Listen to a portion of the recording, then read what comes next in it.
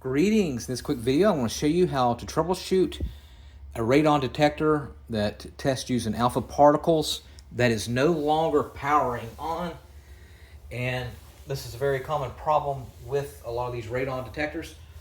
And it doesn't matter if you have an AirThings or Siren or whatever brand that you have. Pretty much they all work with the same concept. So some of them work with just regular batteries like AAA, AA batteries. Some are all plug-in where you just plug them in, and then some are battery powered where you use like a USB cord. So this particular one plugs up using a USB-C.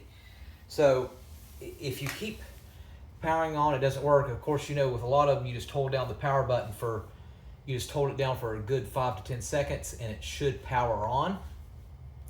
So if you tried that, it doesn't work. Look at your power source. Of course, if they do take AAA or AA batteries, replace your batteries. See if that will fix it. If they only plug in, check to make sure, let's say if you're in the basement or whatever, make sure that the outlet's not tripped. So if it's tripped, a lot of times they have a reset button there that you can push, or try a different electronic device on it, let's say like a radio or a hairdryer, and see if the issue's with the outlet. If it is, you might have just tripped it out. Go to your power box in your home and untrip it, and then see if you're able to work it, or just try it on a different outlet. Again, if it takes regular AA or AAA, go ahead and replace the batteries.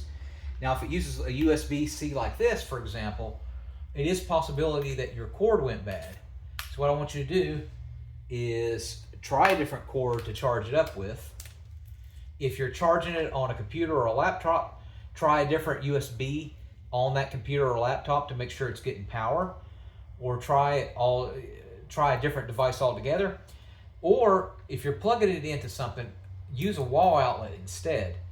So of course you can connect the USB to the wall like that. You can get these cheaply anywhere on Amazon or eBay, and then go ahead and plug it in directly, and you might need to let it charge for a good 2 or 3 hours before it gets a full charge.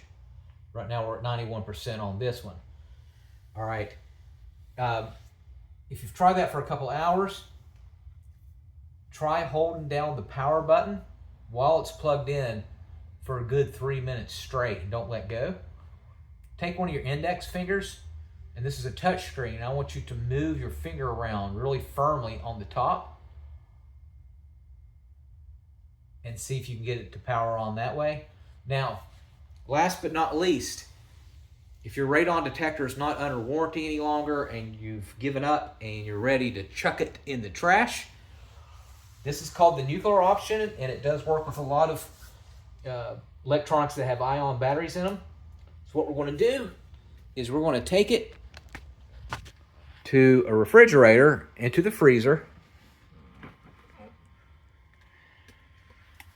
and we're going to leave it in the freezer overnight, or you can leave it there for like 12 hours, 20 hours, come back later.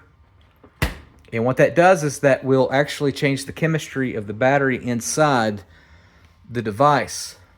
And a lot of times that will rejuvenate the battery inside the radon detector. And then from there, what I want you to do is I want you to let it sit at room temperature for a good 30 minutes. Let it warm up